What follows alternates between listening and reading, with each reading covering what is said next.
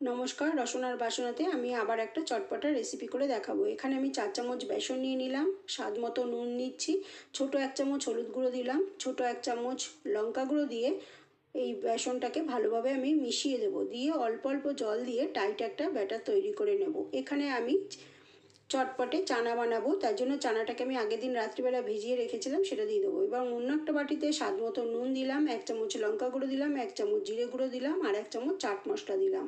এখানে বেসনের মধ্যে আমি চানাটা দিয়ে ভালোভাবে মেখে নিচ্ছি, নিয়ে গরম তেল করে কড়াইতে আমি দিয়ে দেবো। দিয়ে এটাকে আমি ভেজে নেব, খুব মুচমুচে করে ভাজবো, একটু লাল করে ভাজবো, তাহলে এটা খেতে খুব ভালো লাগবে, মুচমুচে লাগবে। এভাবে একবার বানানোর অনুরোধ রইল। যদি ভালো লাগে তাহলে লাইক সাবস্ক্রাইব করতে ভুলবেন না, কমেন্ট করে জানাবেন। যারা আমার ছোট ভিডিওগুলো পছন্দ করছেন তাদের অনুরোধ রইল বড় ভিডিওগুলো দেখার, সেগুলো আমি অতি যত্ন সহকারে বানাচ্ছি। সবাই খুব ভালো থাকবেন, সুস্থ থাকবেন।